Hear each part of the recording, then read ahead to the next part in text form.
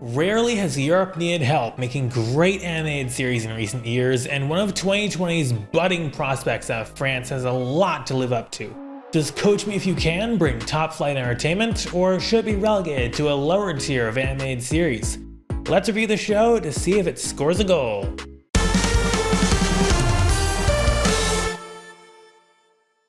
Coach Me If You Can is one of the few shows to come out of Europe in what has been a quiet year for international content of any flag. The show premiered on the France 4 portion of France Division's Oku Kids brand in February 2020, a bit later than originally projected, and also snagged a deal with Discovery's main kids in Italy, K2. The show is also available to watch in the US, unusually. You can find it on the free ad-supported streaming service Tubi. It's all on Tubi, son. Why does nobody talk about how lit Tubi is? You can damn near find anything up there. Fucking got high and watched Mad George and Martha. I love Tubi, son. This isn't a Tubi ad. By the way, they ain't paying. The 52-episode by 11 cartoon comes from animation studio Xilam, probably better known for the likes of Zig and Sharko and non-dialogue soon-to-be franchise Juggernaut, and Teen Titans Go of Cartoon Network Asia for a time, Augie and the Cockroaches. In terms of current fare, they're also behind the recent Mr. Magoo series. Coach Me If You Can tells the journey of one Daniel Sissou, a clumsy youngster, and the world's greatest soccer player, Eriko Platana, who a mad sorcerer has turned into what is now Daniel's favorite soccer ball. If he wants to return to his former glory, Eriko will have to bench his inflated ego and turn bumbling Daniel into a champ. So, in a way, think of Atomic Puppet, but if it were more European. It certainly sounds like a European story and looks like a European show from the press imagery, so let's see if this upstart can play with the best of them. What's going on? 2 million views in 1 hour. That's what's going on. Daniel comes off as young, innocent, a little naive, and even cute, as much as this art style will allow. Eriko, by contrast, is brash, hothead, and every bit as much of a borderline douche as the show's synopsis sets him out to be. In the first episode, Oopsie, in which Eriko turns Daniel into a viral video star, and for the sake of plot progression, the usual soul-crushing crash from stardom ensues, it felt as if there was a concerning power imbalance between the two of them, with Eriko holding all the cards. However, the second episode, The Class Act, in which a serial identity thief steals Eriko's identity, kind of face-off style, for charity, we really get to see Daniel shine as the conscience between the two of them. As you dive further into the series, the perceived lopsidedness in their relationship seems to balance itself out, and it overall comes to look less exploitative.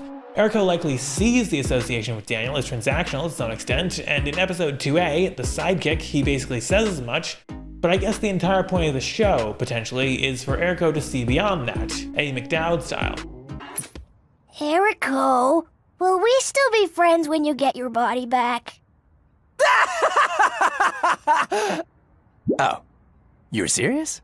I just re-explained the premise, didn't I? From that standpoint, in which I invoke a Nickelodeon sitcom from 1999, I'm not 100% sure that this works as an episodic.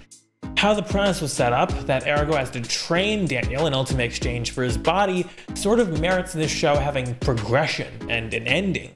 But the cartoon doesn't really seem to make any real strides towards that, sort of just keeping the logical conclusion at bay, at least early on, though they do go out of their way to mention it. That's simultaneously acceptable, given what they decided to focus on in the story, but also disappointing. How can you be so pleased with yourself while putting in so little effort? I don't know. It comes naturally. That wasn't a compliment! Arguably, upon first listen, neither voice actor sounds like a good fit for their roles. Daniel sounds a bit too young, and Eriko leans a bit too far into the douche turf. The voice choices thus feel a bit on the nose and even overly forced in ways, but chances are you'll put the voices to the faces and settle into it within the first half hour. Story seekers and lore enthusiasts need not apply for this show. This cartoon is strictly episodic. Plot points like Oopsie I've seen replayed nearly beat for beat elsewhere. I totally shred my cheese, anyone? But the show manages to execute convincingly regardless. The concepts of some episodes may be somewhat simple to the seasoned viewer, but as I've said before about another thing from Europe this year, simple is not inherently bad. Each episode, at least initially, seems to succeed in showing a slightly different angle of the relationship between Daniel and Eriko. The A-side episode tends to focus more on Eriko and or his world more, while in the B half, Daniel gets the same attention to balance things out. It's an interesting way to do this show from a structural standpoint, though it does require the episodes to be paired, and somewhat in order, to notice it, which might mean the effect and the creative intention behind it gets lost depending on the whims of the international schedulers. At first when watching Oopsie, I thought we were going to get an expository scene illustrating Daniel being bad at soccer. Instead, the scene just served as the opening of the episode, and we get no real exposition as to the premise beyond a singular line late-ish into that episode, which doesn't necessarily make sense if you don't know the core plot already. What the deal is that the show has a theme song, but the copies that Tubi has, and that I used to watch the episode, cut out the show's intro, which, like with the Talk Puppet that I name-dropped earlier in this video, explains the entire premise. Why would any streaming service cut the theme song like this? Tariq, can you come and explain your mans? Pluto TV would never do me like this. There I can watch Chuck's Choice in peace. And if you want a video on either of those things, tell me in the comments. I had to go to the show's YouTube channel to watch the theme song. This is not necessarily a fault of the show per se, but if you're watching it on Tubi, and unless you live in France or Italy, there's a likely chance you will be, it's something to know because otherwise you will be lost. I feel like giving Soccer Ball Erico occasionally present arms and the ability to wear things on his shape is somewhat cheating in a way, given he's supposed to just be a soccer ball. But at the same time, I kind of understand why they decided to do that for him, as just the ball alone is somewhat limiting. And in any case, you could just explain the rest as magic. Regardless of his physical limitations, Erico gets to emote in a variety of ways, between the arms, him sort of stretching out towards Daniel to pipe up about something, deflating himself when he's disappointed, and the scenes where human Erico is sort of virtually present, as if we're looking through his mind's eye. To me at times, Erico served echoes of Billy Joe Cobra from Dude That's My Ghost, given the show limits him largely to the domestic and banal, deciding to define this star player more by his star than the player. And I said no wall sockets. I hate wall sockets. And I like my guavas perfectly ripe, not too hard, not too soft. Escape. Oh yeah. How am I supposed to escape without a submarine or a private island? The show's art style is fairly stylized, taking the distinctly European art style that we've been seeing around a lot over the past few years. Counterfeit Cat, Nate is Late, Boy Girl, etc. and bringing it to a potential logical conclusion. I'll be honest, it's not necessarily an attractive art style. One of the characters in the key art reminds me of the Guignols on Canal Plus from back in the day. And by back in the day, I mean the bygone era of 2018. But they make it work, and they manage to do some things on this show that may have looked unusual in a different artistic direction. There are also a few instances of realistic textures and scenery on the show which feel somewhat out of place due to their rarity.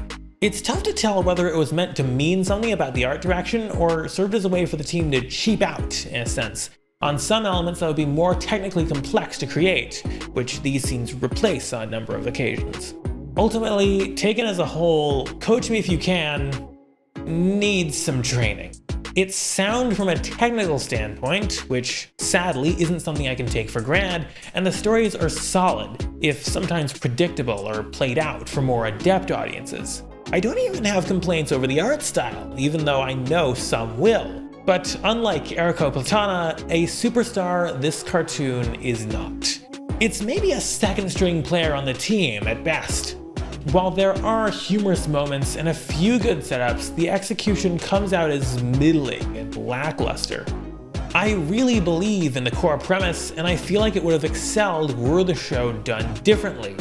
Say, if it had a bit more of a cohesive story direction and used the soccer theme and initial premise as more than occasional plot dressing. The domestic shenanigans are enjoyable, but that's nearly all this show is, and going that route seems to detract much semblance of focus from this cartoon. Like a hard-fought soccer match, Coach Me If You Can has its highs and lows, and the roster of elements in play aren't bad on their own. But despite their efforts, they just weren't able to come together and pull it out in the end. The playbook proved predictable, and I'm not able to mount a good defense of this one. The final score for this show feels like your side being handed a narrow loss. They're good players that tried to do well, but when the last horn sounds, you just end up leaving disappointed. If they want to get into top form next time, the exploits of Daniel and Erico might need a new coach. Yerb's put up a bear game before, and I teamed up with my friend the Wacky Deli to talk about it up here or down the description. And if you're up for more trials from the world of television just like this, make sure you hit subscribe. I'm Benzie Johnson Jr., I'm enthusiastic about television, and I'll see you next time.